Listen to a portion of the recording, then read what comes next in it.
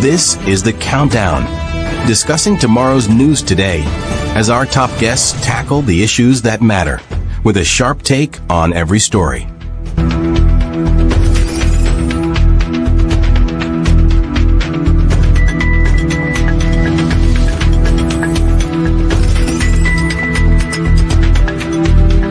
And now, here are your hosts, Andrew Weeks and Onyx Duncan.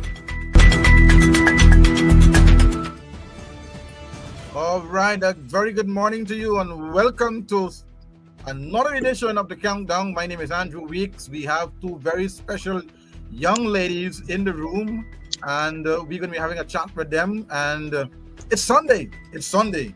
It is that famous day. It's Sunday. Onyx, how was your day? Well, good morning to our viewers there in social media land, and it's a bright Sunday, I must say, Andrew. We had a fantastic week, a great week, I must say, with the government and the president himself, calling that 5:30 meeting. And Andrew called me. He called me at 8:30 today. He didn't call me at 5:30, so I don't know what's happening there. That was a meeting the other day with the president. That has been making the wrong since it started. Still continue to make the wrongs up to now. But it thought that it was in school, and the headmaster was at the head table, and he's calling out the students and the teachers for their, for their lackluster attitude and so on. But hey, that's what happens when you're in government. Andrew, I must say that's a show of what the government is about, that dictatorship approach, and we can't stop that government from just putting the hands down in certain situations like that, and we have seen the president on many occasions doing same, even when that presidential guard, he pulled up that presidential guard who was in the midst of the meeting with the ambassador and all of that. That's just utter ignorance from the president himself, man. You had an encounter with him as well recently, just yesterday, when the president, but vice president, the second vice president. The second vice president. Let me tell you this. The PPP has been on an election campaign since the year started, and I feel, and I'm going to say this on biased perspective. This is something that I've been calling for the opposition to do ever since the last elections. And once you finish an elections, you need to go in to the communities and start your election campaign. But the PPP has started that this year, and we've seen they've went into many communities and spoke to different people and ask different questions and what's their perspective and all of that. And all of that is an election campaign. Now, the PPP started that on the East Coast about 2 months now, where they've been specifically, and I want to make mention of this, specifically sending point persons in places that they know that they will get the support. So you might see they send Charles Ramson in an Indian community like Annandale and Bethope and Enterprise and these places, but they know they can't send Charles Ramson to places like Buxton and Betterforwacton and those black communities because he won't have that support. So they chose yesterday to send the vice president, or the vice president chose to come to Betterforwacton yesterday because the youths were involved and they promoted a football activity that was very successful without the help of any outlying organization, and it was very successful. So the vice president came in and they spoke, and I am very, very, very happy for that approach. I must say I commend the vice president on that, because we want to see youths being developed and involved in certain things. So they scheduled a meeting yesterday at the Betterforwacton Community Center ground, where outlying communities can also come in, and they were focused on youth and development of youths. So I pointed out some questions to the vice president at the meeting in regards to local democracy. There's a reason why we have a neighborhood democratic council, a regional democratic council, and the government. The neighborhood democratic council is what enables the community or enables members of a community to hear their concerns so that they can be inputted into this democracy. And that is something we've not been seeing for many years, and something that we've not been seeing in this PPP government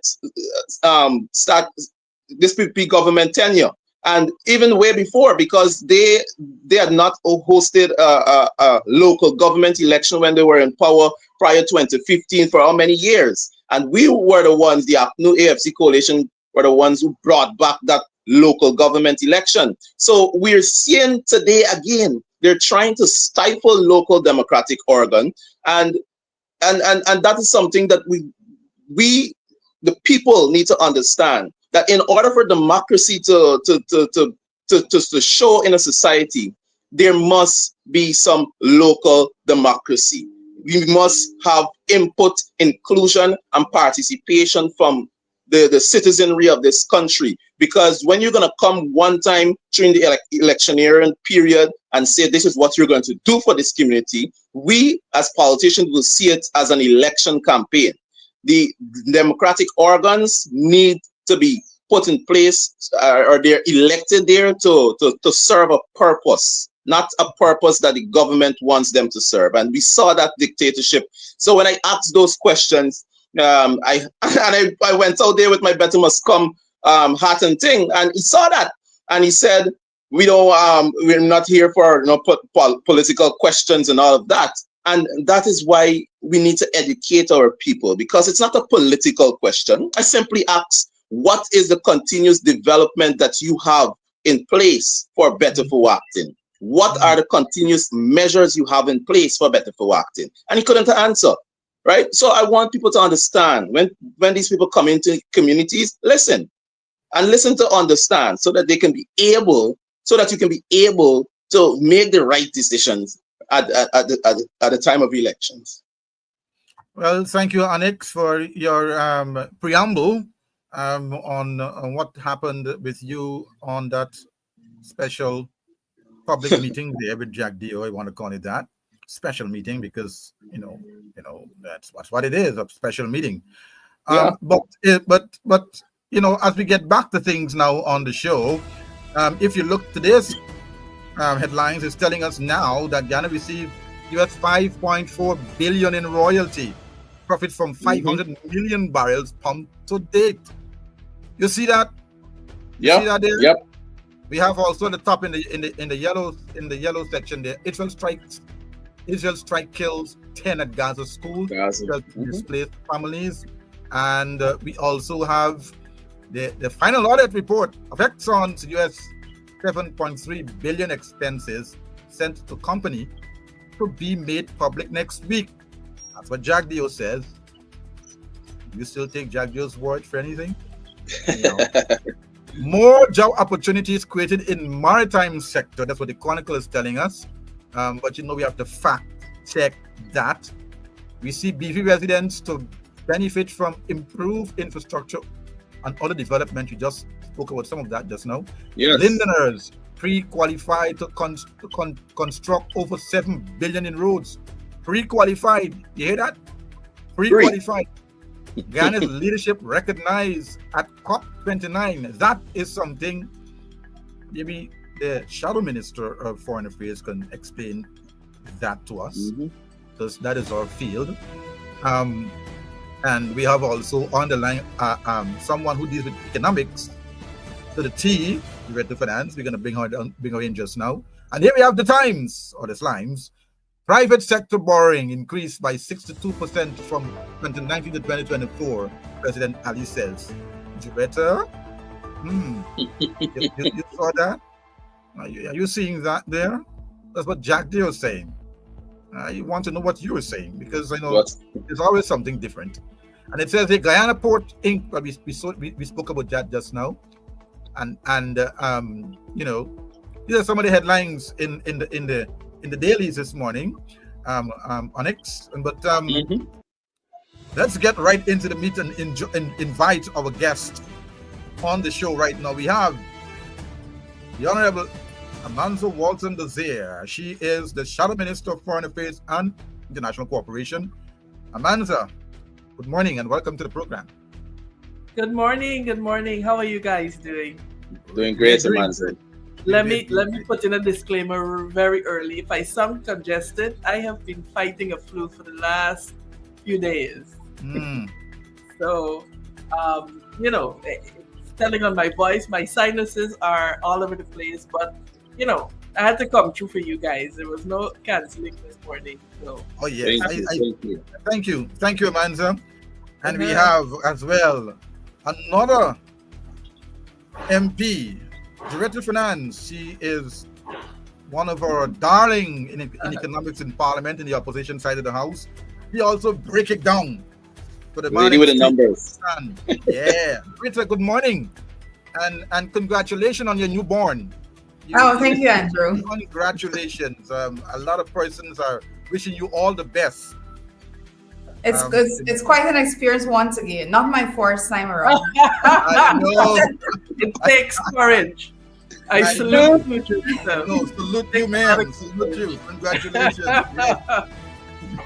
If I look sleep deprived, it's because I am. I know. Yes. How is our niece doing? Is she well?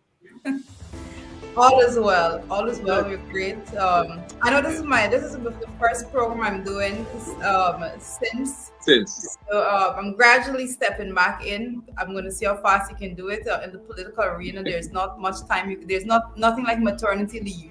So you got to get back at it as soon as you can. So we're at that 1 month mark right now. So I'm dipping my toes back out there immediately.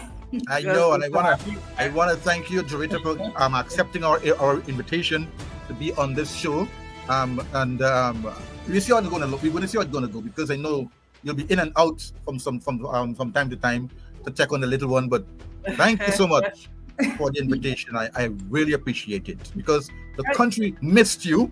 Yes, missed you. Absolutely. They wanted to hear Juretha's voice. They missed you, and here you are this morning. Juretha has a way of delivering these curated one-liners. So. Oh yeah. Yes. Boom! In your face, just like that. Well, I've been keeping up with the headlines and everything, and I want to say that there's a lot being said as to where we are and where we should be going. But when you check the reality on the ground, I always say that it's far from what we expect. Far from what the headlines are saying. You go out there and you hear the ministers of government and so forth portray a lovely picture as this is what you should be seeing around the country, and they paint a lovely image for you. But then when the president has to call them in at 5:30 a.m. to parade them to us as being incompetent, then we understand that it's not just so they are incompetent. If the president is showing that they're incompetent, who are we to say otherwise? He know them best. He deal with them in cabinet and everything. So. Oh my gosh! That was Amanza's opening. I mean Juretha's opening comment. Let me hear Amanza now. Amanza, what do you have in terms of your opening comment before we get down to the meat of the show? Well, guys, look, I'm happy to be here. I am happy to discuss whatever topics that we want to get started with today. But I think just segueing off of what Juretha just spoke about. This issue of parading contractors at 5:30 in the morning, I called it a show, and I stick by that, because we know that the larger contractors were not called.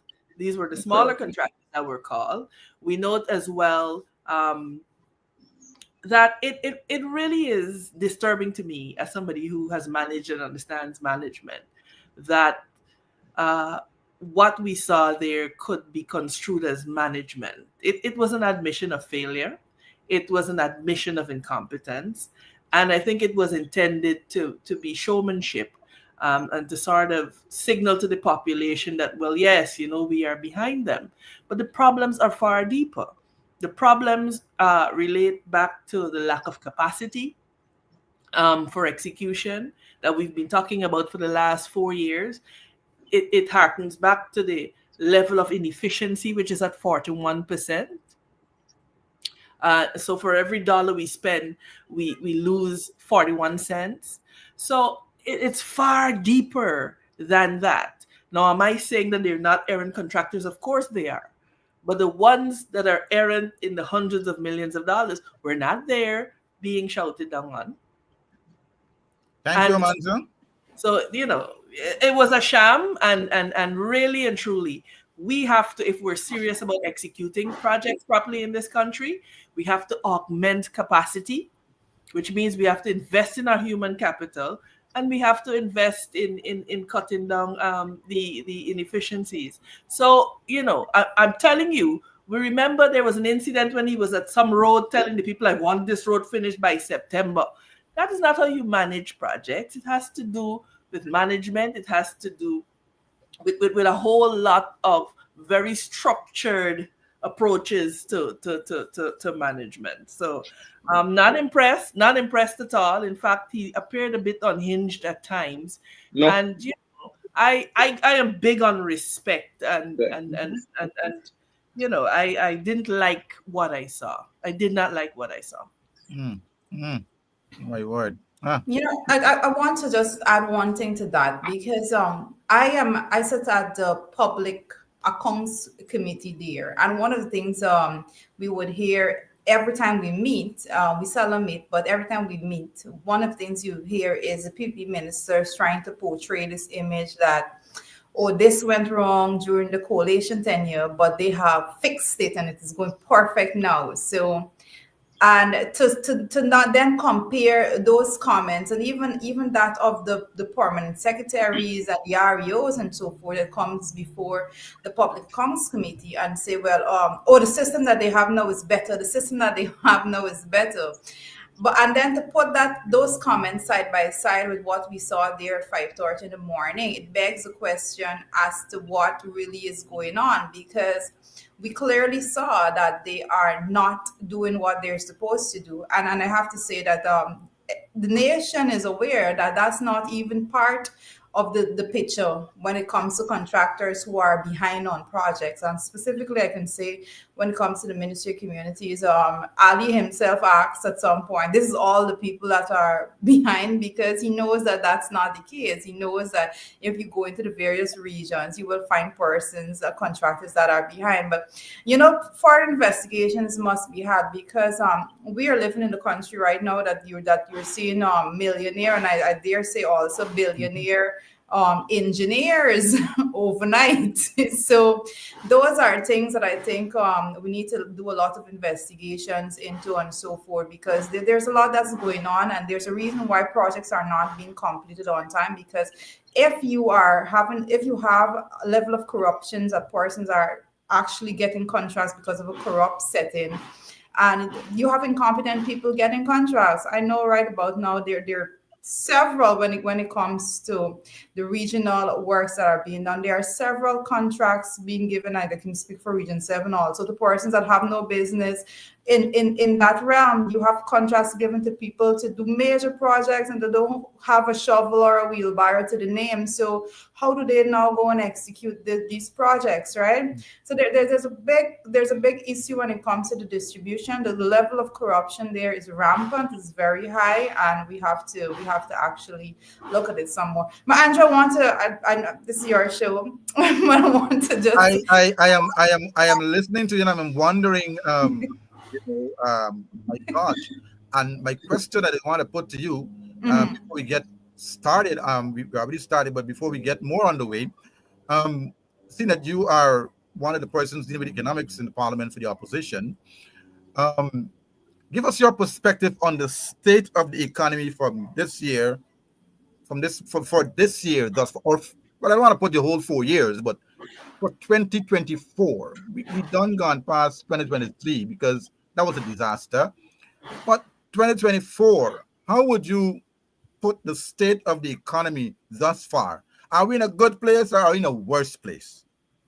Well, it continues, Andrew. What I can tell you is that every budget presentation, I would make the similar comments, because it's a similar situation that we are seeing every single year, and it continues on to 2024. We haven't seen any remarkable, notable, livable increase in wages and salaries, but you're seeing the cost of living going up all the time. And I have challenged the data when it comes to cost of living, particularly when it comes to the cost of food items and so forth.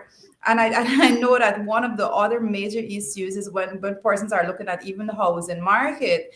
And when you look at the way in which those prices are going up, you would swear that we are doing excellent as a country. You swear that this setting that we have, we can afford to go out, and that's why the housing market is the way it is right now. When it comes to rentals, the cost to purchase a piece of land, the cost to purchase a house, you want to know if we're actually living in Dubai, because the perception that is being put out there with prices of those items in real estate altogether would give you the impression Guyanese have the money to actually go out there and spend. But there's two things that's happening actually there. The market is actually closing and narrowing for a specific set of people that are not the ordinary Guyanese, and also for persons that are feasting off of the underground economy. And that's a big thing that we have to talk about. Now, Andrew, one of the things I wanted to actually touch on before you go forward, because you did mention some headlines and you looked at the Times just now. And you spoke about, I think you said 62% being, there it is, private sector borrowing increased by 62% from 2019 to 2024. You know, those things, when you go out there and you call those numbers, 62% private sector borrowing increase, persons get the impression that private sector is being boosted. Look, the numbers, 62% increase.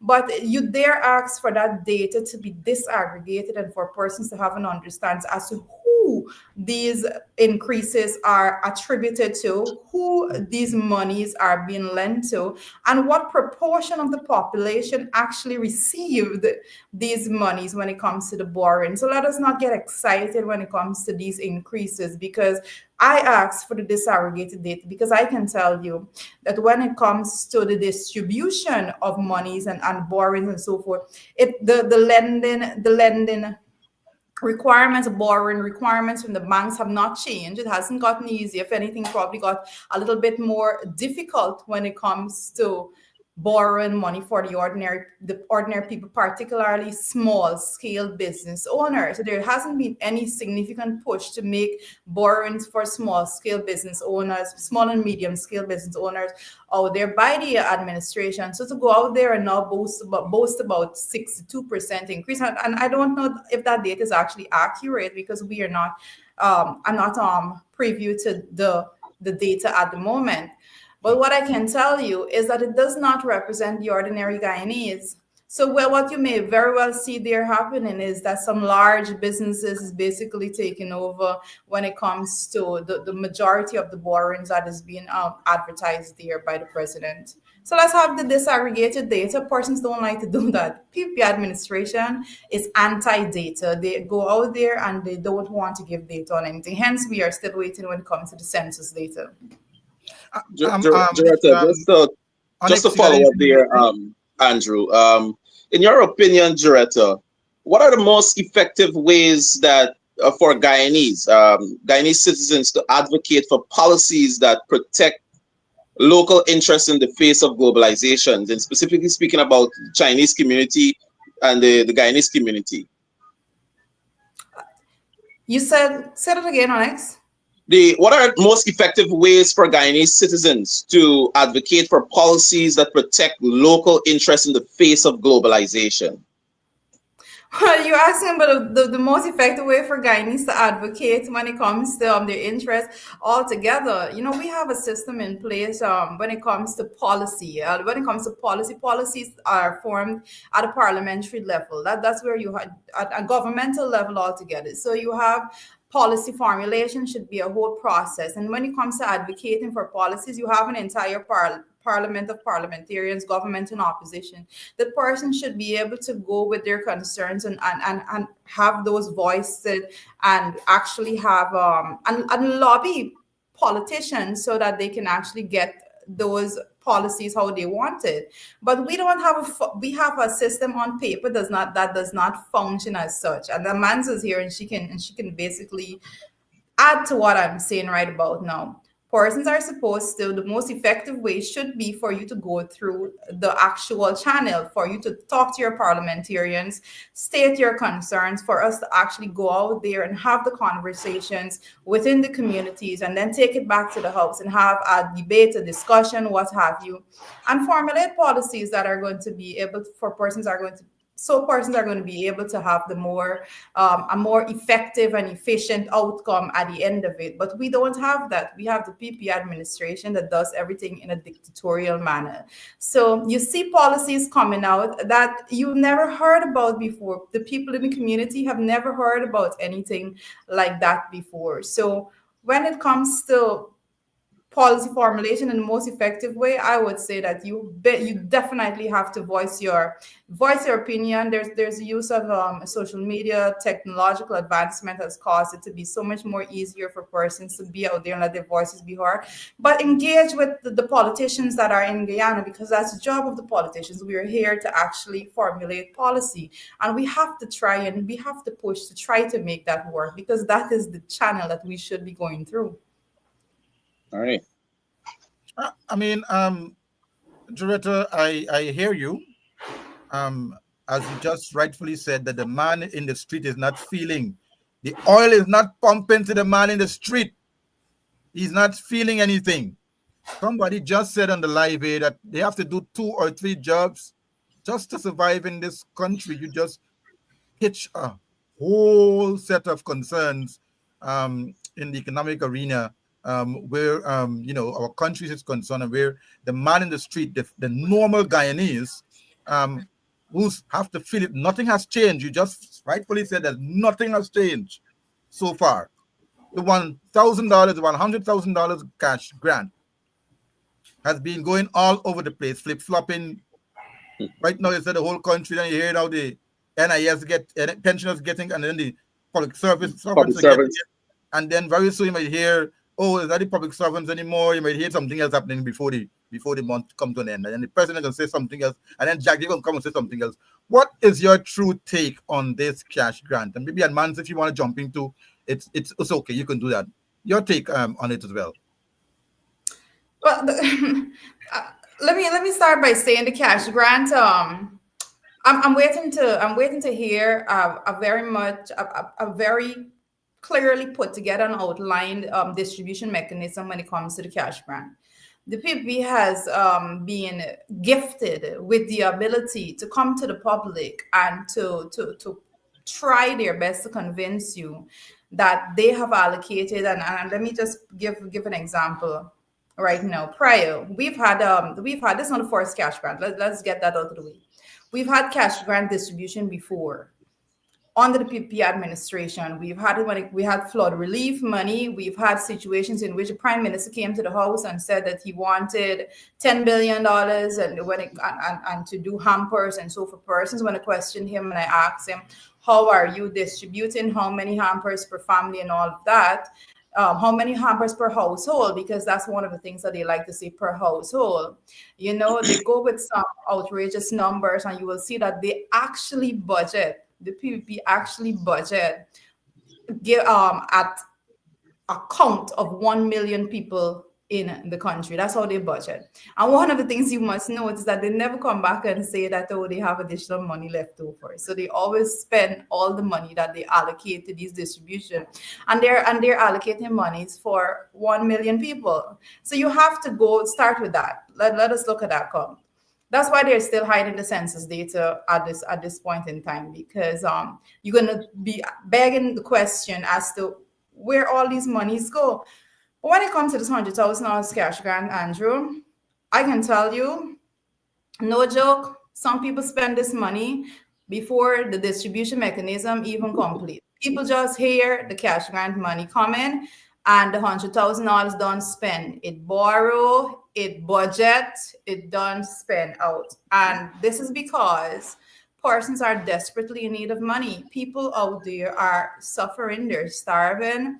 Persons have bills backed up, and people are so glad to have these money. So if you were to see if this money was being distributed at the banks tomorrow or at Western Union or whatever, you would see lines going around corners and streets and avenues with people because they are desperately in need of these monies. This is not something that the administration should be proud of. The cash grant distribution should not be something that is one-off. A cash grant distribution has to be something that is calculated, something that is put in place that it has a more longevity effect. But the PP right about now, they're coming with it. And they started with household. It was changed, and they said poor adult now and all of that after some pressure came down from the public. But one of the things we must know that this is just a basic cheap piecemeal to the Guyanese population. It doesn't go any further than that. And I'll leave Amanza to comment with her comments, but that's how I see it. Some cheap piecemeal given right about now because they know they're failing so drastically in the economy. That's why it's coming. Amanza, your thoughts? Your mic is off. Your mic, Amanza. The PPP has mastered the art of creating a problem and then riding in as the saviors. And this is exactly what they've done with this cash grant. They have managed the economy so poorly that Guyanese are food insecure, living far below their means. And this is where, we continue to say that the traditional metrics for measuring the economics or the stability of the economy of a nation, we have to relook at that, because with all of the fastest growing GDP, etc., that we have been attributed for the last few years, Guyanese in reality are not feeling the effect of that. And this has led to the increase in real estate prices, etc., that we're seeing. But they've created a Guyana where the middle class has all but disappeared. They have created a Guyana where the average public servant lives from paycheck to paycheck. And then they ride in with this one-off cash grant. Guyanese deserve more than a one-off cash grant. Guyanese deserve a well-thought-out fiscal regime that will see them getting real tangible relief, a proper social safety net that sees, for example, free transportation for school children, that sees free transportation for pensioners, that sees a public transportation system that is safe and that is reliable, that is properly regulated. These things that go towards developing the quality of life of Guyanese, because I keep saying, we will get the $100,000, the prices will go up, and the prices will stay up long after that $100,000 has been spent. So there has to be a far more deliberate approach to making the lives of Guyanese better. They throw whatever at the wall and whatever sticks. There's no prudent fiscal planning. There is no care for the people of Guyana. And, I hear their apologists saying, the cost of living is high everywhere in the world. Yes, but everywhere in the world is not Guyana. Everywhere in the world doesn't have an NRF of 5 billion. Everywhere in the world does not have a population of less than 1 million people. So it's all about the context, right? So again, the Guyanese people deserve a government that will sit down and that will craft a regime, an economic framework that will bring lasting relief. And I don't think that is the PPP. In fact, I'm convinced that is not the PPP. I was on the wharf this morning because some Sunday mornings I like to go get, fresh fish at the Houston Wharf. And, you meet people and you interact. And the cry is the same. MP, we're not making it. MP, we are not making it. MP, we can barely afford this. We can barely afford that. And why is it that in the land of plenty, there is so much poverty? It is because we lack a government that cares enough to sit down and deliver a well-structured economic approach to giving Guyanese a quality of life. I want to hit on something that Juretha mentioned really quickly in terms of the National Assembly. And look, in any functioning democracy, the National Assembly should be meeting regularly. If you notice, the PPP, they're not interested in having regular sittings of the National Assembly. Parliament is in session now.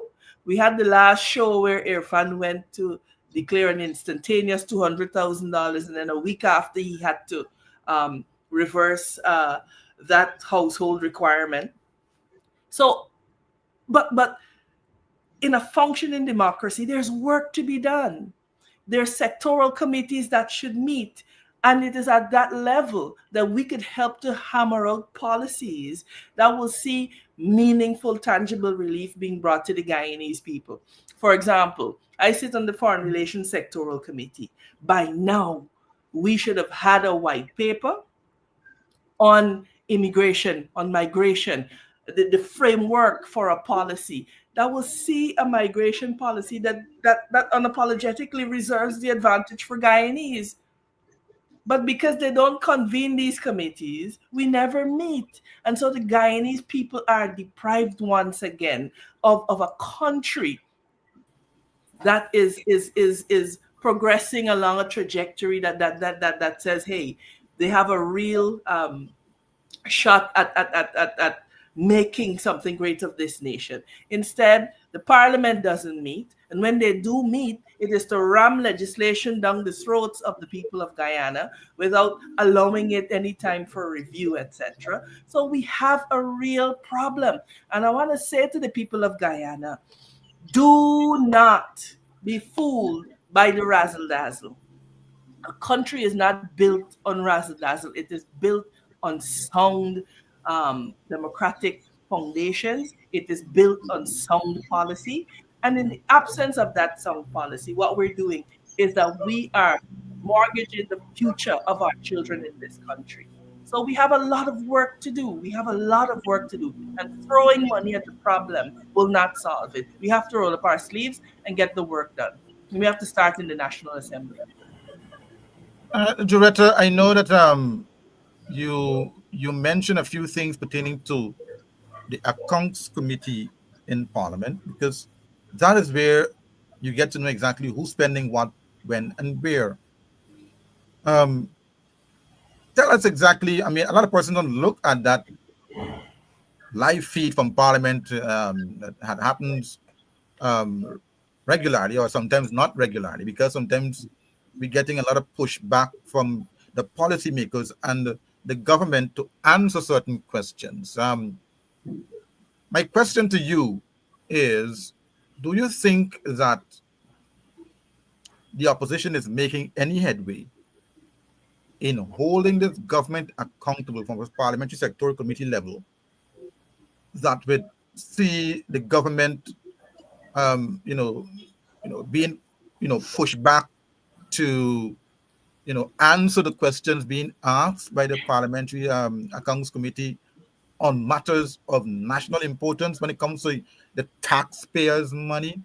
What challenges are you still being faced there? All right, Andrew. First of all, we have to work with the tools that we are given, and I want to start by saying that when it comes to the Public Accounts Committee, you would know that anyone that has been following would know that we have been fighting tremendously since 2020 to now with the Public Accounts Committee to get the work moving. To date, we are still examining the 2019 report. So by just saying that, you understand how far back we are, the backlog that we have. And that's why the PPP actually came to the National Assembly, and they had a change in the quorum for the meetings to be had, because they didn't want us to get to their years whilst they were in office. And you will see that right now, the PPP does not meet. We're supposed to meet every Monday to examine the reports. Now, any administration that cares about accountability and good governance would make sure that they meet every Monday so that we can get on with the business of the House. We can get on with examining these reports from the Auditor General, and to make sure that we have accountability not for parliamentarians, but for the people of Guyana. This is taxpayers' dollars, like you rightly said. But we are dealing, the opposition MPs I'm speaking about right now, we are dealing with a situation in which our hands are basically tied when it comes to the meetings of the Public Accounts Committee. We cannot change the fact that there's a quorum requirement right now that requires 2 members of the government to be present in order for the meeting to go on. So that is the first thing we need to understand. When it comes to putting the information out there, we have been doing that all the time, and I have to say that persons, we're living in a time today, Andrew and Onyx. We're living in a time today that information is persons consume information very much on a surface level. Persons consume the headlines and then they don't get into the details, and they move on to the next thing because everything is moving so fast. It's so fast paced right now. Before you can be done with one headline, something else happened that overtakes that, and it's of more interest. But when it comes to getting the work of the PAC and making sure that the government is held accountable, there's only so much that you can do when your hands are tied. I said we have to work with the tools that we are given right now. We have been making sure the PAC opposition members are always present for the meetings. There has never been one time in which the PAC did not happen, the meeting did not happen because opposition MPs were absent because of any reason. I can tell you, I have never missed a meeting of the PAC. I've been at their meetings virtually when I was unable to attend physically, and we have been pushing when it comes to getting into these reports. If we were not doing our job, I can tell you the headlines would have been crazy, because the government MPs go there with an agenda to go and say that we had this very corrupt administration and running and all of that. And we do not allow it to go out like that. We always make sure we bring the truth to light. We always make sure we compare and contrast based on the data and the facts that are being given to us. So many times right now, we're examining 2019 report. And right now, if you are to go look at the 2022 report, because it's already out there, you will see the corruption that is being highlighted in there by the audit office. And you would understand why they're dragging their foot at it. But the information needs to be put out there more. I can say there's never a situation in which more cannot be done. Let me just put that out there. More can always be done. We need to work a little bit more every single day to make sure that more data is out there so persons have it available at their fingertips. There is never a situation that is perfect, but we are working extensively every single sitting of that committee to make sure that the facts come out and not just the propaganda headlines that the people try to bring out there all the time. Thank you. Onyx, any question? I want to go to Amanza in relation to the meeting that Vice President Jagdeo had in Bedford yesterday. Now, villagers spoke about the Chinese having a continuous influx in this country and opening supermarkets. I want you to let the public know, what are the long-term implications, in your opinion, what are the long-term implications of increased Chinese investment on Guyana political landscape and foreign relations, particularly with the Western nations? Well, look, the reality is that Guyana and China have had a long-standing diplomatic relationship. It's one of our longest-standing diplomatic relationships. And so that has to be made very, very clear. I have always been very vocal against a transactionalist approach to our foreign policy and our foreign relations. As it relates to the issue of Chinese businesses, because I noted that there was a protest in Agricola, etc. We are party to certain trade agreements, yes, and these impose on us various obligations. I have always maintained, however, that that is no excuse for the government to pretend as if it can't do anything. That is tantamount to me saying somebody comes into my house and they can do my children whatever they feel like. Can't happen. The government has a duty to the people of Guyana. And so there are a number of tools at their disposal. They could look at strengthening local regulations, for example, where you can indicate that within a certain amount of, within a certain square mileage, zoning regulations, for example. They can look at enforcing local content more to ensure that those businesses that come in create employment for Guyanese, that they purchase raw materials from Guyanese. The government can also invest more in developing the capacity of local businesses so that they can be competitive. But to pretend as if they can't do anything and they throw their hands up in resignation,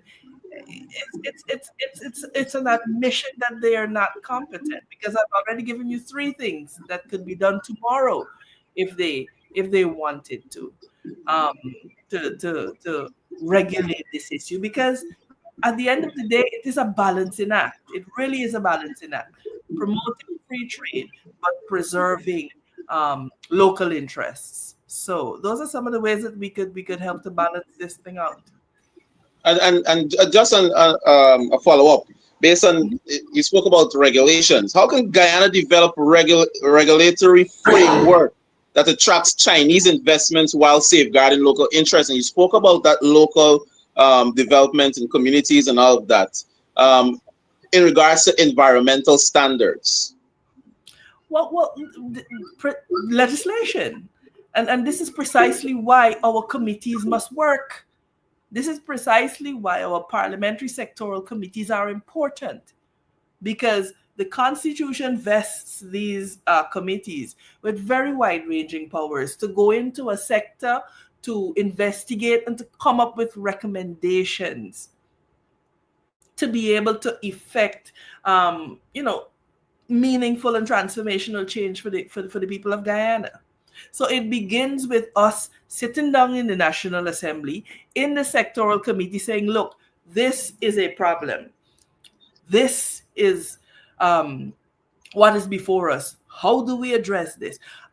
You know what is my abiding frustration with the PPPC administration? They do not believe that they must preserve the advantage for Guyanese. I am unapologetic. I think we in the opposition have been unapologetic about preserving the advantage for Guyanese. It must mean something to me to be a Guyanese in Guyana. When other people come into my country and have far more rights, etc., than me, it is a frustrating thing.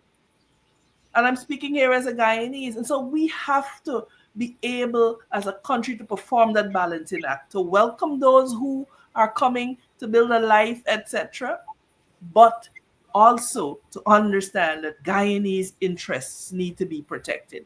There are a number of business people who've been in business for decades who have been pushed out of business because of the government's failure to really assess this matter properly. So there are implications for this approach that this government has of believing that there's shortcuts to government. There are no shortcuts to government.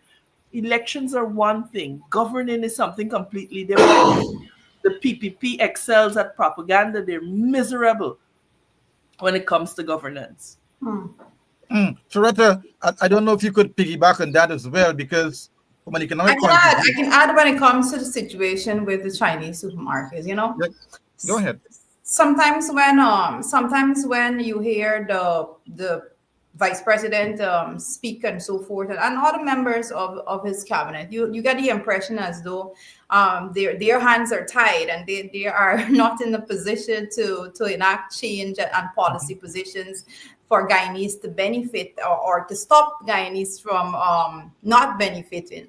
One of the things what persons need to understand, and anybody that has worked or that has served rather at the level of the local, at any local democratic organization would know that there is a process when it comes to any supermarket opening. in various communities and so forth. Any business that is set to open, rather, people are supposed to go in. You can't just go as a Guyanese or anybody. You can't just go and decide that you are opening a supermarket at somebody's is renting their downstairs and you're going to go and open a supermarket. There's a process that you have to go through before you even get to that stage of opening.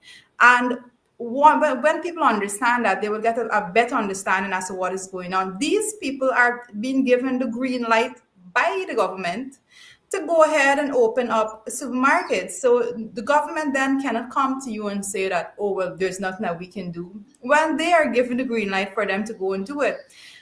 Let us take, for example, you were living in a community, anybody viewing right now, you were living in a community, you went in to CHNPA, you got a land, you purchased a land from them, or you purchased a land privately, and you are living and you build your house in a residential community.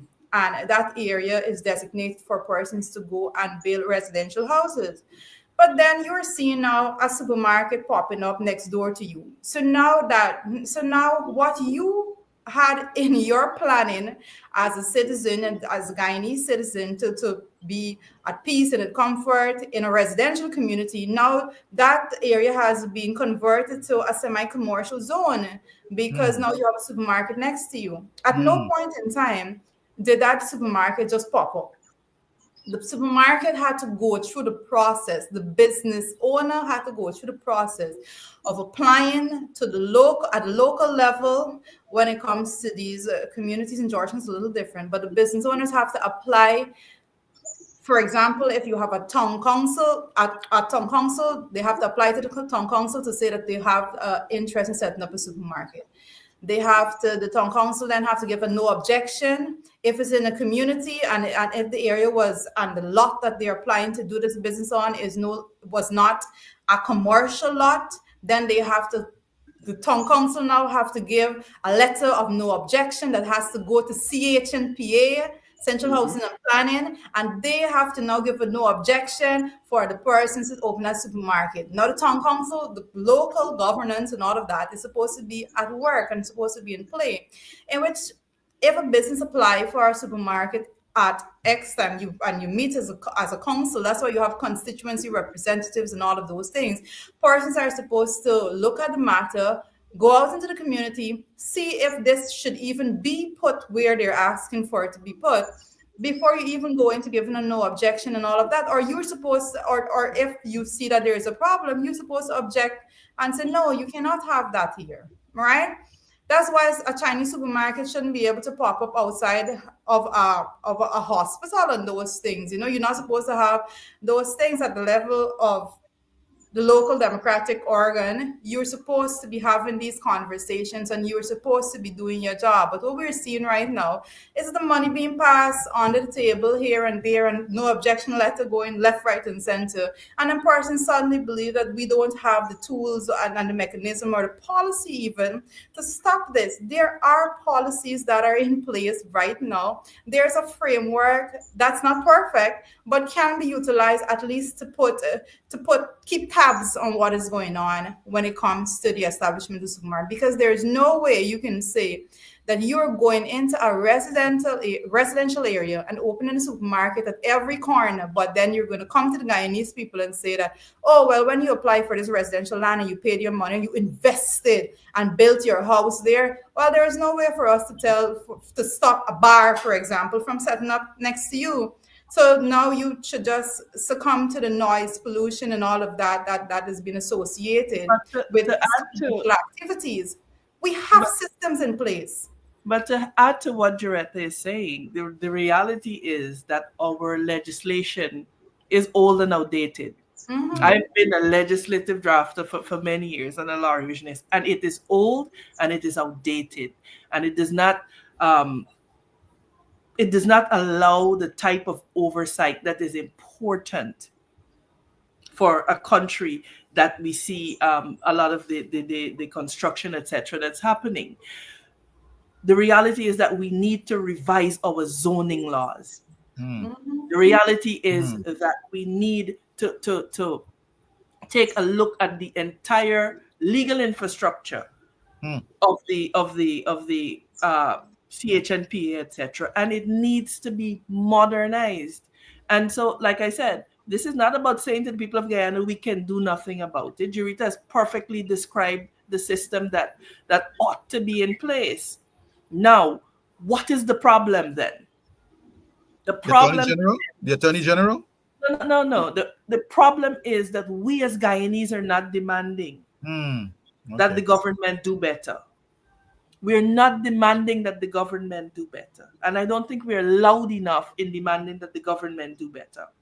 So Guyanese interests are continually suffering at the expense of at our own expense and to the benefit of others. So it requires a holistic approach to this thing. When you look at the immigration situation, it continues to be worrying. It continues to be worrying. You look at Linden, a town that I'm from, inundated with migrants. Yes, there is a duty, as we know, that they be accommodated, etc. But it cannot be to the detriment of the people of Guyana. How does that work? And so we have a situation where Linden, continually oppressed by the PPPC, has now to cater for sanitation services, education services, health services for close to 1,000 people suddenly thrust upon the community. And these things have long-term implications for the development of the communities. Do we need people to support all of the expansion that's happening? Absolutely we do. But we also we are in dire need of a very structured approach to this thing. This laissez-faire, what comes to do attitude that the government continues to portray is detrimental and it is harmful to the people of Guyana. So we have got to get very specific as Guyanese about what we want to see for our country. And then when we get specific about what we want to see, we put people in office that can actually deliver this. Because as it is, the systems are not working, the systems are broken, and Guyanese deserve much more. 4 years ago, we made the point. We made the point of how if we adjust our public sector investment program, we would be able to give Guyanese a tangible salary increase. Jack, they accused us of wanting to feed our people. We're only interested in feeding people. 4 years ago, we said that by now, Guyana should have had subsidized public transport for school children.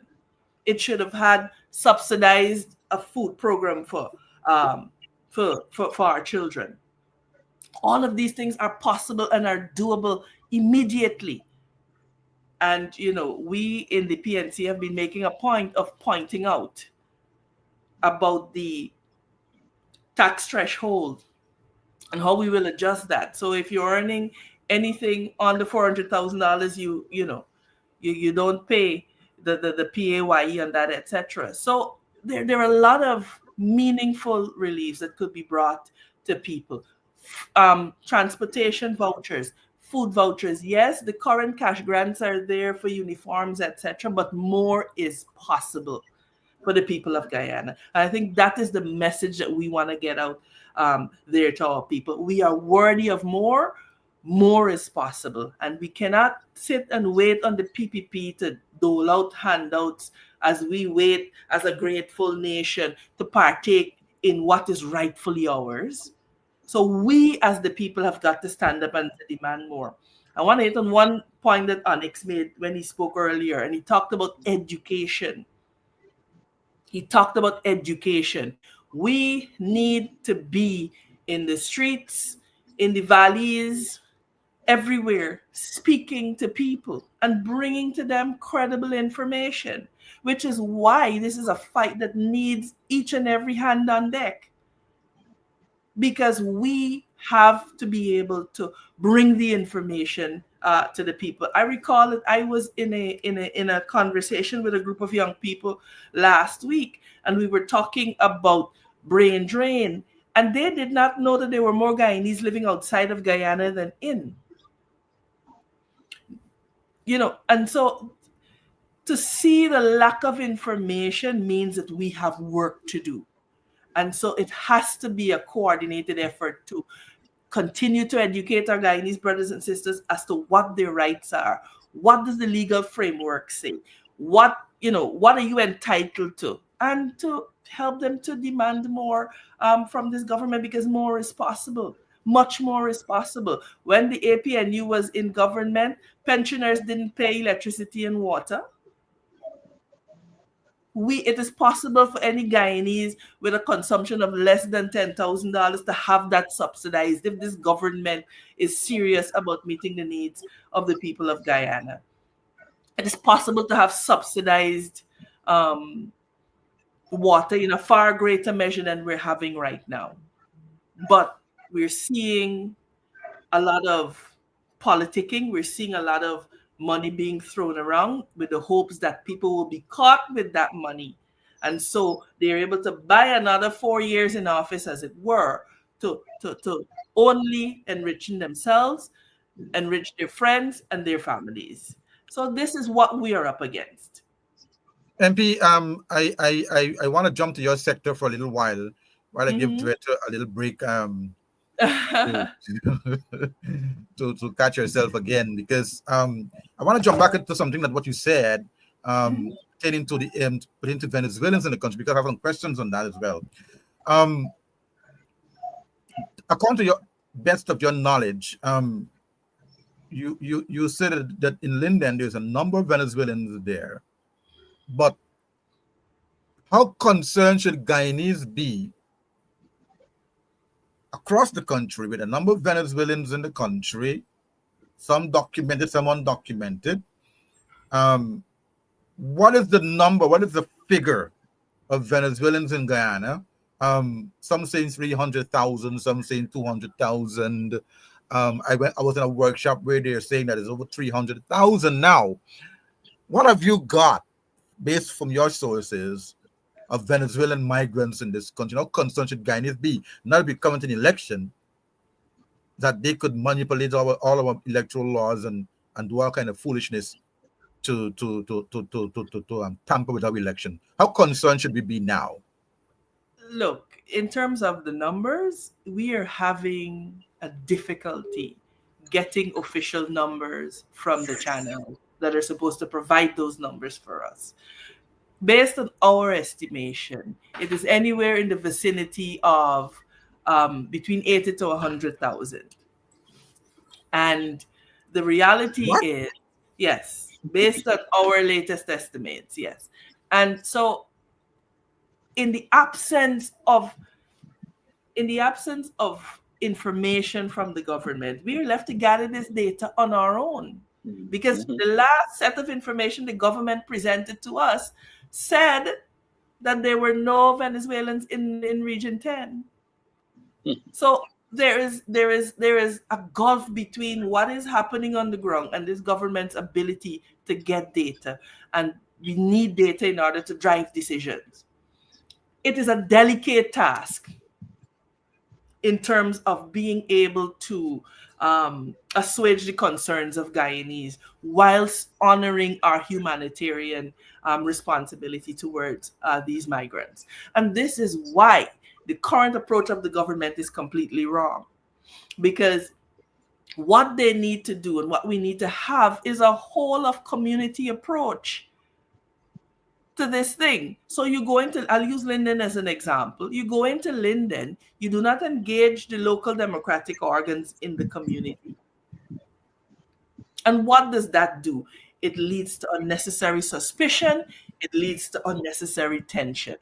So you are going to have to approach a whole of community, adopt a whole of community approach in order to allow for a particular level of integration in keeping with our international obligations.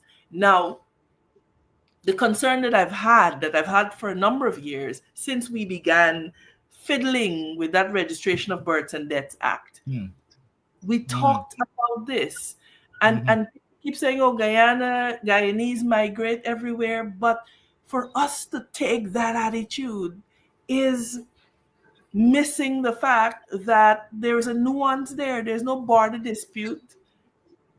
We have a border dispute in our western. There's a territorial controversy on our with our western neighbor, and so to pretend like we could divorce that from considerations is irresponsible. The other dilemma that you have is that you have a labor market that needs to be supplied. Yeah. And so how do you balance the need in the labor market with the influx of people coming to work and to live, etc.? We may not want to accept it. It's not necessarily the sexy thing, but we have to get down to work and create a proper migration policy that would see the labor needs of Guyana being met. People can come here, they can work, they can build a life, they can pay taxes. But at the end of the day, Guyanese citizenship is not just handed out willy-nilly left and right. And that is what we're seeing right now. So in the absence of the government making very firm legislative decisions and policy decisions, this problem is not going to go away. There's no way around it. And if they continue with this bullish approach, it could backfire, because then you begin to have tension in the community, and then you get insults about xenophobia, etc. What has to happen is that the government has to provide the enabling framework for this to work, and for Guyanese to be preserved the advantage. Yeah, before you come in on it, something that came to my mind on that same issue of immigration. Moody's coming to the country for a state visit, and we have already seen a lot of. We're looking at the Venezuelan, but we're not seeing the other East Indians that are populating the country as well. In the labor market as well. Moody is coming to the country. Are you concerned that state visit will also have another immigration policy framework put in place to have more Indian businesses coming to Guyana? That will also push out, I mean, that's for Amanza and Juretha, that can also hamper the business market in our country and put it in more shaky ground, because right now they are on how should I put it? They are on rotten wood, waiting to be broken into pieces. Your thoughts? Your mic. You're mute. India, again, like China, has been one of our longest and most consequential diplomatic interactions. The party that I'm from, the PNC, Indira Gandhi and Forbes Burnham were really, really good friends, etc. In fact, he would have visited India a number of times. And so certainly in that vein, we've always enjoyed very close, very good diplomatic relations with India. Now, as it relates to the impact on trade, etc., again, it is all about what is agreed, right? Because these things do not happen in a vacuum. They happen within agreements. I know there is a line of credit from India that may certainly see more investment from India in Guyana. But again, it is for the government of Guyana to take care of the people of Guyana. I keep making this one point. Business owners, people who manage businesses have a duty to their shareholders. The government of Guyana has a duty to the people of Guyana. And so it is them that we have to hold accountable in terms of navigating all of these. The difficulty that you have with the PPP government is that it has really displayed its ineptitude as it relates to foreign relations. They have been extremely transactional in their approaches. And so we will continue to see that. But certainly in the context of a relationship with India, this we've had very good relations, and so I think this visit is just a continuation of that. It's certainly not due So to. we shouldn't be worried. Are you saying I that? I I don't know that we should be worried that President Modi is coming. I think it's an honor that he's visiting Guyana. Like I said, India and Guyana have had very, very close diplomatic ties. We've seen a lot of cooperation recently with the military, and the benefits can redound to Guyanese. The trouble is that you don't have a government in place that is able to make sure that Guyanese are not left behind, or that the majority of the ordinary hardworking Guyanese, that they're not left behind in all of this. Juretha, you have a comment on that? You want to jump in?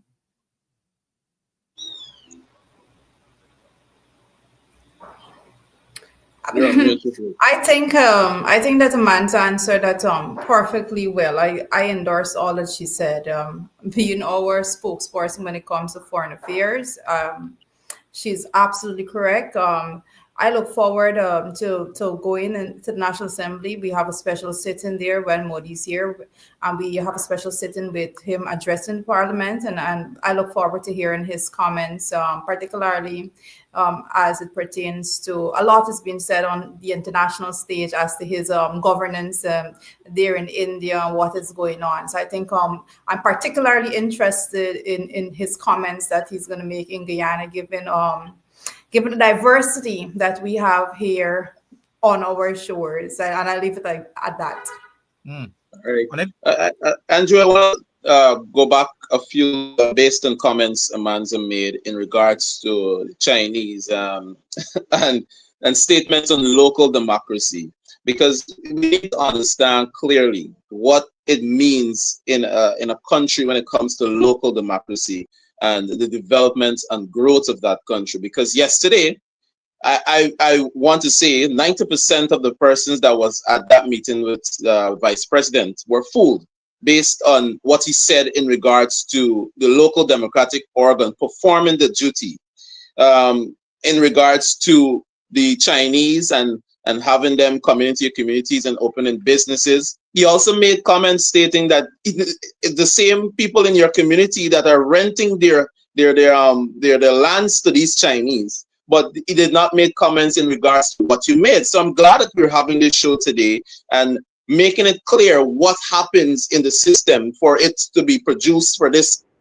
Chinese business to come up and start their business in our communities. In other words, I want to also say that great politicians think alike, because I had some questions lined up that you might have answered, but I want you to elaborate more in regards to the Venezuelan migration and how that influx of Venezuelan migrants affects the labor market and social services in Guyana. And question 2, what policies could be implemented to balance humanitarian support for Venezuelan migrants with the need of Guyanese citizens? Well, look, the issue, of course, is very concerning. I'll start with your last question first. What policies could be put in place to balance the labor needs? And I cannot stress enough. I could get up here and say, and engage in a lot of bravado. But the truth is that we have to implement a proper framework that requires that you enter through lawful ports of entry, that if you are in Guyana, that you be properly registered so that we know who you are and where you are. Because, Onyx, you and I can't fly up in anybody's country and not pass through immigration. Exactly. Or state the address that we'll be staying at. So there are basic requirements that could be put in place. I had asked Minister Ben, what were they putting in place to regulate this issue? He said, they were requiring people to come in to register. I asked him then, I said, have you put out notices requiring this? No. So then how are you achieving it? So we have to have people who are coming into our countries present themselves at an official port of entry and be registered, as well as the issue of our labor market. The registration will be the starting point of that, right? Because you should not be able to wander around Guyana without some kind of registration that authorizes you to be here. And so once you have a system in place, then you could start to tack on to that the issues of supplying the labor market. Because I want to be clear, we need people, but we have to invite people within a structured framework. And I've been saying this all program, and I'm afraid I'll have to come back there. We have to simply put the framework in place to achieve this. There's no magic solution to it. It is about what the policy is and what it should be. So, for example, this thing about you being able to, as a citizen of the Commonwealth, coming to Guyana, and after 1 year you're able to register and be on the voters list, etc. That has to be revised immediately. Yeah. That has to be revised immediately. And so we have to take a look at all of these laws on the books. And we have to do it now, and we have to do it soon. So, Onyx, we have to start there. We have to register. We have to know where these people are. We have to know what their movements are. Correct. Because it's simply what has to happen in any law-abiding country. There's no way that you could just come into a country and be roaming, all about the place. You have to be registered. And from then, you could build a framework around that requirement. So what was the other question that you asked? The other question would be how is the influx of the Venezuelan migrants affecting the labor market and social services in Guyana? Well, of course, it goes to capacity, right? Because instead of having to cater for 800,000 people, you now have to cater for 1 million.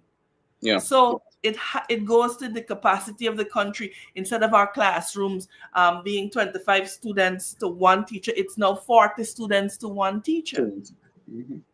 So instead of you being able to go to the Georgetown Hospital and to be able to access certain services, there's now a larger pool of people to be serviced. And so these are clear and present concerns. And then when you think about the overarching issue of the fact that Venezuela has between 26 to 28 million people, and we have less than 1 million, you see the David Goliath dynamic there. I read yesterday where the National Defense Institute, someone was talking about the level of cyber warfare that is being engaged in by Venezuela against Guyana. Yes. And so these are real problems that we're having. And I don't think that this government is serious, because if they were, they would understand that to allow the injection of a population into our country in this manner, particularly one that claims 2/3 of our territory, is going to harm us in the long run. All our enemies have to do is to play the long game. That is all. Because we are failing as it relates to putting in a framework. We are failing as it relates to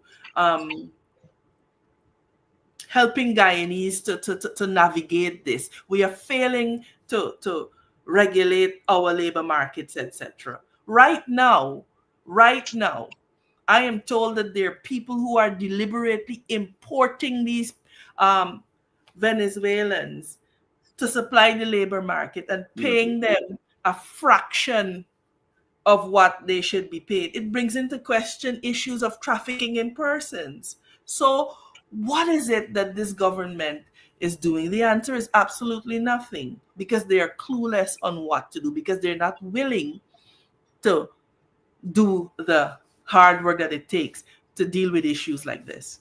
And that is a serious issue, Amanza. And I'm seeing people commenting on the Facebook Live and on YouTube, because we have the Americans and the northern countries coming to Guyana for labor because they realize that they can pay Guyanese low wages, and they're coming to Guyana for labor. So when these Venezuelan comes in and to Guyana, they also create a more affecting approach towards those northern countries. Well, Juretha is far more versed at those dynamics than I am. But what I will say, and I'd love to get her take on this. What I will say is that at the end of the day, there is a regulator. At the end of the day, the government has a role to play in dealing with these issues.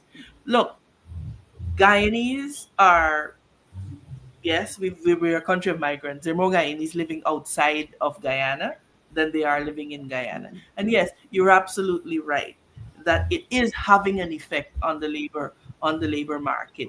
In fact, what you're finding now because of it, there is a high unemployment rate among Guyanese youth, Mm. Yeah, that's correct. particularly in the skills and in the trades rather. That's correct. There's a high degree of unemployment. So, very often, when I go to these, like we were at the, I was invited to meet with this trade mission out of the UK. And they're talking about all of these opportunities and the business that they're doing here. And my concern is that there seems to be a disconnect between the opportunities that they're saying that are available and the ability of the average young man, let's say from Sophia, for example, a mason from Sophia, to access this. Because if you walk around, you will, and I have to label this point because you hear people say, "Oh, they're lazy, they don't want to walk." The reality is that they're being undercut, Mm. Yeah, Mm. right? So not it's getting something what they the need, government what they has to, deserve. yes, because I may want $5,000 a day, but if I go and I could get two or three people that will work at 2.5 a day, Yeah, so it's having the effect of serious unemployment with all right, our own young people, particularly in the trades. correct. Joretta, Yeah, Joretta, if you can piggyback here.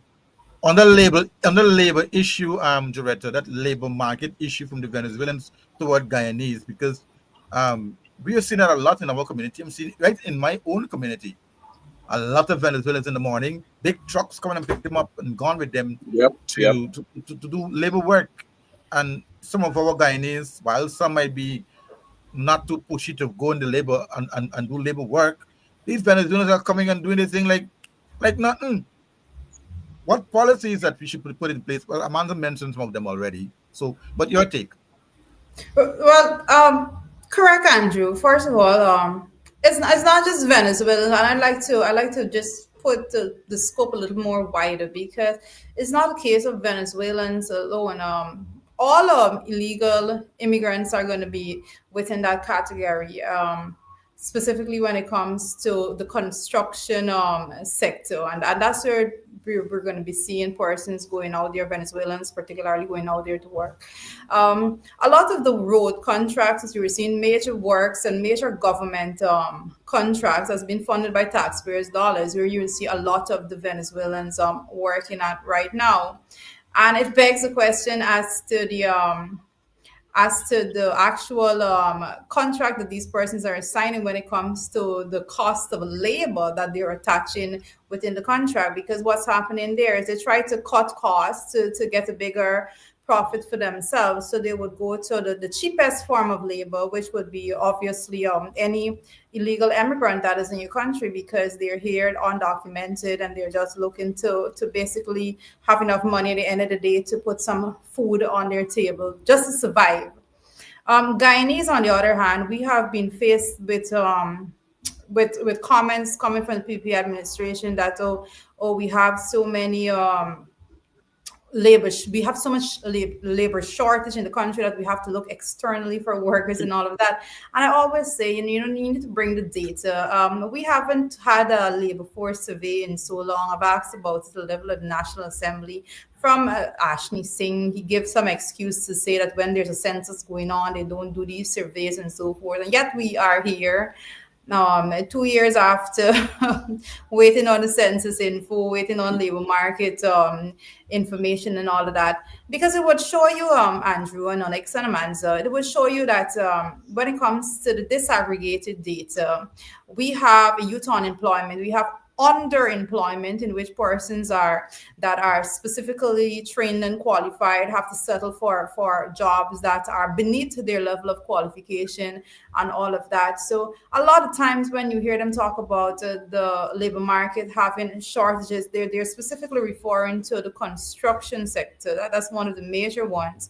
And like Amanza's rightly saying, when you have persons that are coming into the country that can actually fill in there for less than what Guyanese would expect, then there's definitely an impact there. But I want to say that our labor issue is far from just that. It's a wider issue at hand, and we have to take into consideration the fact that the PP administration, while they're going out there and they're saying that, oh, we have this labor shortage, in the same breath, they're going out there and budgeting yearly for this part-time job program. And let us not confuse ourselves. That is an admission on their own account that we have labor issues in this country. We have a labor shortage in this country, particularly when you're trying to match it against available skill set or lack thereof, and the various sectors that have the labor demands in Guyana.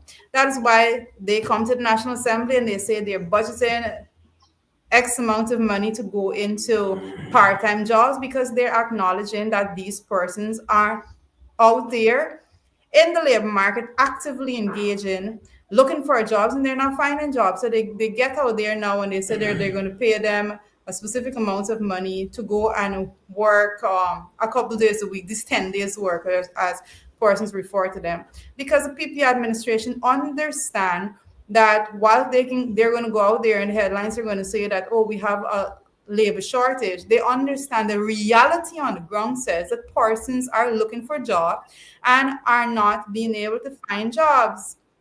That's what's going on. That's why they go out and they try to appease a section of the population now by saying, look, hold a little $40,000 in this part-time job thing and so forth, for persons to do absolutely nothing because there aren't the available labor the opportunities for them to even go out there and work. A lot of those persons that are collecting those monies are not even attached anywhere.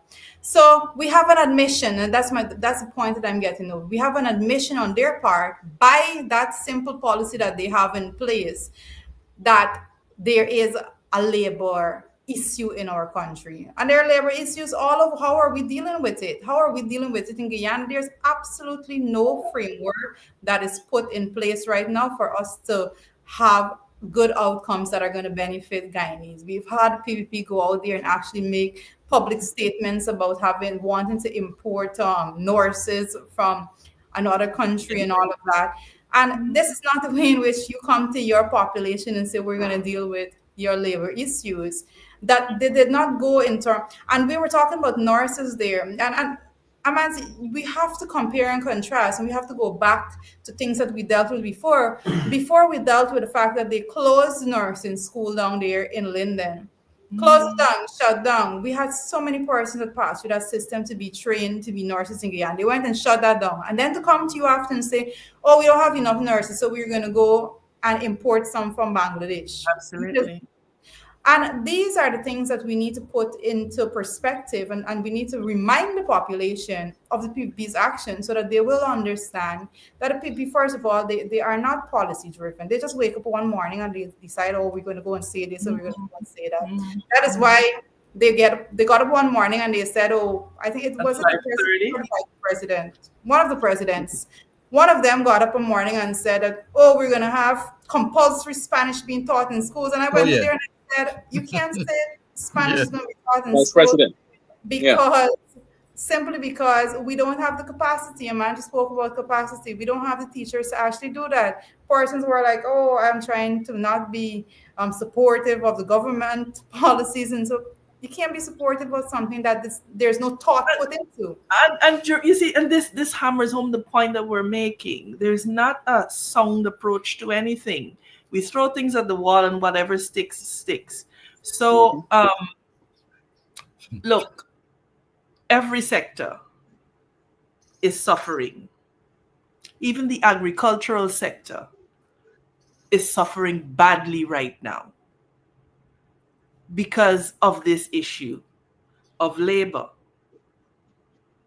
And as Juretha said, it's tantamount to an admission that we have tens of thousands of part-time workers. And then what we don't see is a commitment to upskilling these workers. So that labor force survey that we have been begging for will tell us we need 10,000 plumbers, we need 15,000 welders. And so you were able to craft policies around getting that done. In the absence of that, we are groping about in the dark. Yep. So the point is data-driven decision-making, which is why that census that we've been calling for is so important, because that census will give us a snapshot of the country as it was on the date the census was taken on a particular date or for a particular period. So these things are important. And like I said, they're not flashy, they're not sexy, but it is the work that goes into building a country. We travel to other countries and we see, oh, the place is clean. Why is that so? It is because they have in place a legal framework that says that if you throw a piece of paper out of the bus window, you'll be fined for littering. They have recycling capacity so that, you're not throwing glass bottles out into the trench, etc., but you're actually incentivizing the retaining of plastics because I could go trade that in for money. So these are the things that go into some of the things that go into building a country, and that will bring about meaningful and lasting change. But it's hard work.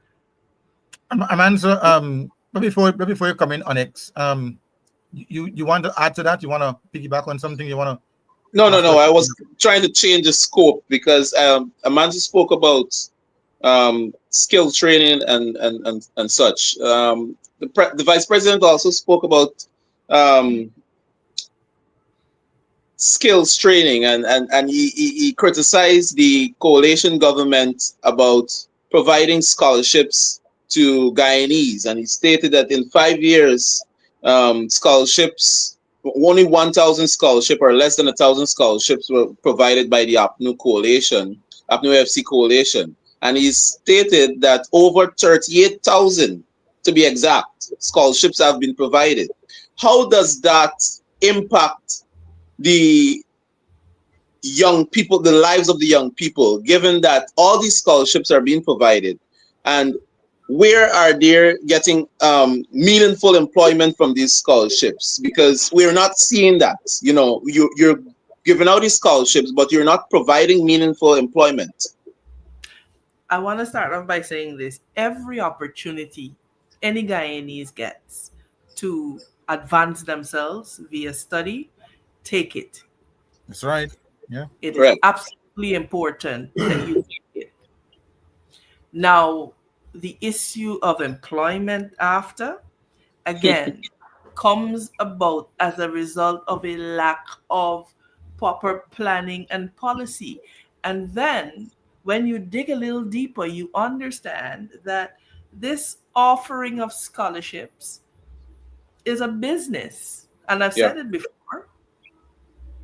So we have people going to deemed to be universities, etc. We see concomitant with that a neglect of the University of Guyana, our own national university. And what you will see in the coming months is a massive privatization of the primary education sector. Wow. Yep. Watch for it, because it is coming.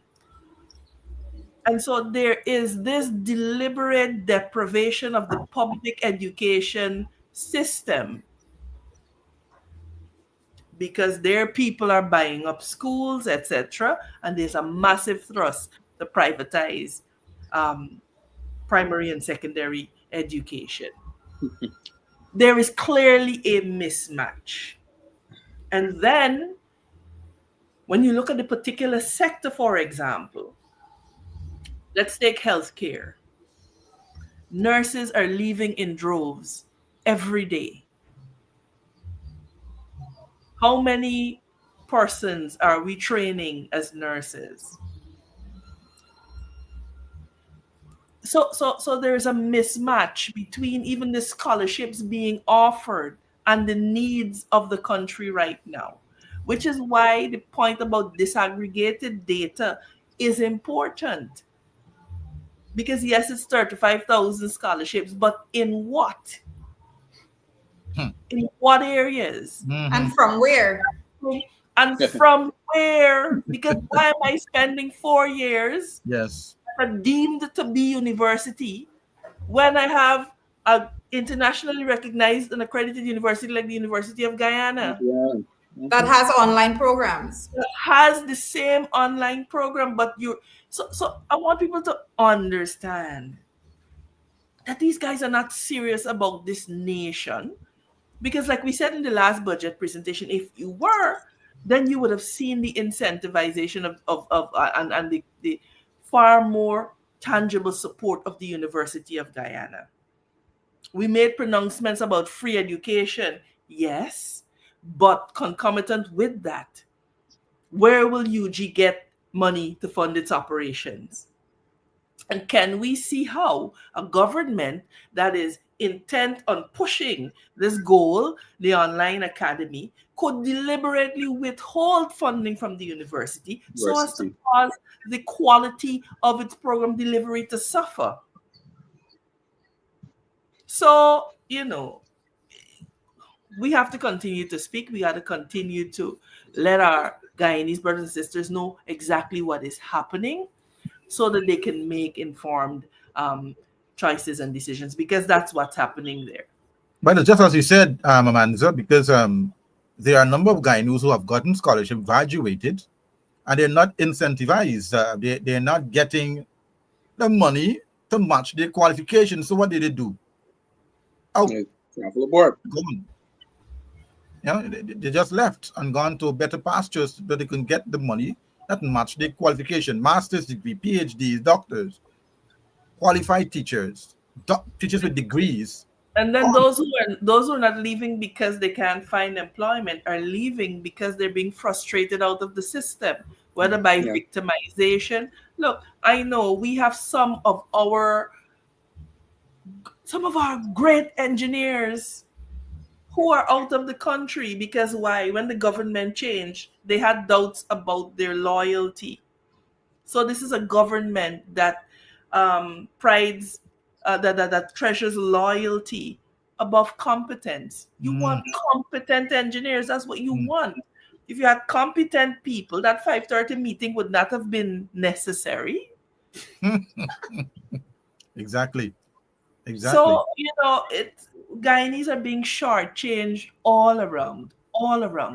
And when you understand what you are entitled to as a Guyanese, you realize just how shortchanged you are being. Guyanese deserve more.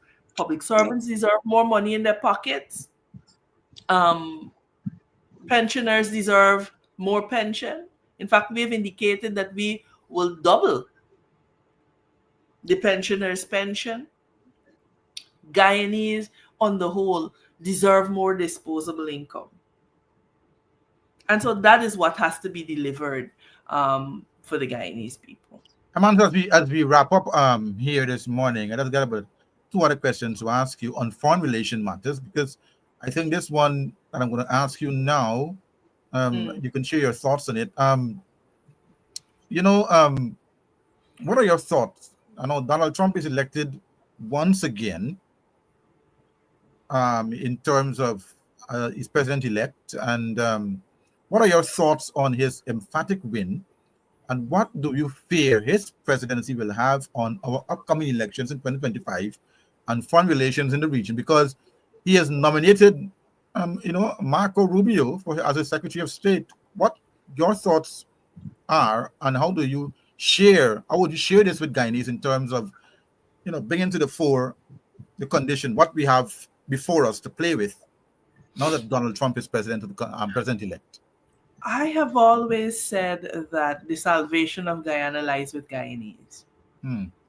I've been very, very clear that we need to get out of this habit of looking outside of ourselves for deliverance. Do we need partners? We absolutely do. Do we need allies? Absolutely. But this notion that somebody is going to come in on a white horse and save us, it's not going to happen. And so the American people have had their process. That is their process. I don't comment on the internal affairs of sovereign states.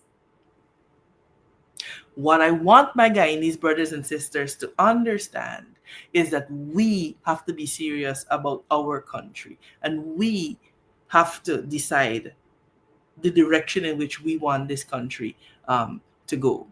I think the implications will reveal themselves, but it does not take away, because I am so focused on the fact that our salvation lies with us. It's not dependent to a significant degree on what happens. My passion is helping our Guyanese brothers and sisters understand what it means to be a Guyanese citizen, understand what we are entitled to as a citizen of Guyana. Elections around us will come, they will go, but we have to steer this ship. And so that will be my encouragement, because, there are always permanent interests and never permanent friends. And so once you understand that, you're able to craft a course that safeguards your people and that allows you as a country to thrive and to navigate the geopolitics. What have been your working relation with your counterpart minister, Todd? Does he invite you to certain meetings, update you on certain foreign relations matters? No. What would you say Guyana's foreign relations have been so far, in your opinion, for the past 4 years under the PPP in international and regional, sphere? How safe is Guyana? I don't think that is effectively the Minister of Foreign Affairs. That's the first thing. But I think what we have seen is an approach from this government that says, "Oh, we need you all to support us with Venezuela, etc." And then in the other matters, you're disregarded. And I think we in the opposition have to be very clear about how we will approach this type of cooperation. And when it comes to matters of our territorial integrity and our sovereignty, we will stand and we will support, but there has to be a mutual respect and understanding if you expect that we will continue to stand in support. The Foreign Relations Sectoral Committee is massively underperforming, and that is a disservice to the people of Guyana. I had hoped that we would have had a committee that could propose policies and that could do some robust work for the benefit of the people of Guyana. But the reality is that the PPP is just not interested in that. So I don't place much weight on the interaction with you, Todd. I think it's respectful, and he does not like to be disagreed with. So I really, I don't look forward with any degree of expectation for anything of significance coming from him. You also made a few comments in passing about Venezuela, but are Guyanese to be, to know how to be in this relaxed mood to say that the border issues with Guyana and Venezuela Also, Suriname, could we say that Guyana can relax now and We not can, we expect should never, anything more? no, we can't relax. We absolutely can't relax. To the degree that you're embroiled in a controversy, relaxing is not an option, which is why, again, gentlemen and lady, it does our country a disservice when we see the PPP's lack of focus on instilling national pride and national unity. You see, because that is directly tied to the energy to which we bring, the energy that we bring to this issue. So it's all tied up in one. So guys, we can't ever afford to relax. We can't ever afford to let our guard down. You know, we saw the like I referenced earlier, the report from the NDI about the cyber warfare, but astonishingly, you still have government ministries that use Gmail. So we have so much work to do, and I think the people of Guyana are beginning to understand just how poorly this government is performing in terms of the things that matter. To hold a clown show and to dance across the stage with a bedazzled jacket, got that down pat. When it comes to governing and to delivering real and tangible results to the people of Guyana, they're failing. My final question to you, Amanza, before we go, because it's Sunday. We a lot of folks going to Guy Expo and all them kind of thing. I didn't hear that. I said, and you've taken 2 hours of my morning already. I know. This is a very good Sunday morning conversation. I have some red snapper that I bought this morning at the wharf. So you're gonna put up just now. My final question to you is,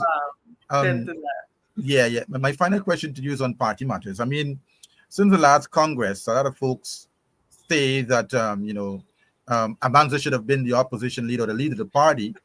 That did not go down well. You dropped out of the race. You withdraw yourself from the contest in the election.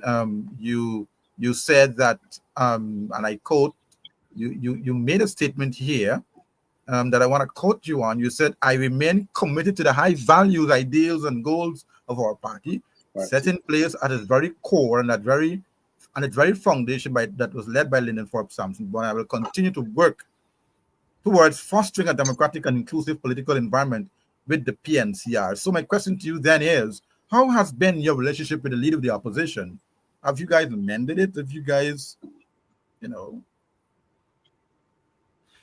decide to work together? What has been your relationship with you and the leader of the opposition? Look, now? I will say this as it relates to working together. I remain available. I have always been available. I have always been open to working with the leader of the opposition and working in the best interests of the PNCR. We celebrate the fact that we have a Democratic Party. The fact of a Democratic Party means that there will be challenges. The spirit of democracy means that after those challenges, we have to be able to work together. And I am here, I am available, and I am committed. Let me tell you, you see that constitution of the PNC in Article 2? It has some ideals. That I really, really believe in. And so I intend to continue to support to the degree that I am allowed or called upon, but I am here. And I continue to do what I can through my programs, through my outreach, and I will continue to so do. This is about the people of Guyana. This is not about egos and all of that. This is about the people of Guyana who rely on us to do what is in their best interest and to usher them into this Guyana that they want to see. So it's bigger than me. Good answer. Well, it's the truth. So the truth doesn't need a defense. So that's all right. I got you. Your closing comments. I mean, in 90 seconds. Is there anything else that you would have left out that you want the country to know? Not after these 2 hours. Look, listen. When you're a lawyer and a politician, it's dangerous to put a mic in front of your face because we could go on. I know. On and on, yes. What I don't want to do, I want our Guyanese brothers and sisters to begin to become energized by the possibility of Guyana. Right? I want us to become energized by the possibility of Guyana. I want us to see, we have a song that says what Guyana's sons and daughters can be. I want us to begin to see that. I want us to continue to believe in that. And I need for us to make electoral choices that best reflect those ideals. I hear you. And so that is what I want to leave us with, because this country, listen, this is our country. We have to be able to build it into what we want. Petty partisan politics is not going to get us there. Racism and division is never going to get us there. But in the midst of it all, we have to remain encouraged. We have to demand more from our leaders. We have to demand basic things like the parliament meeting, for example.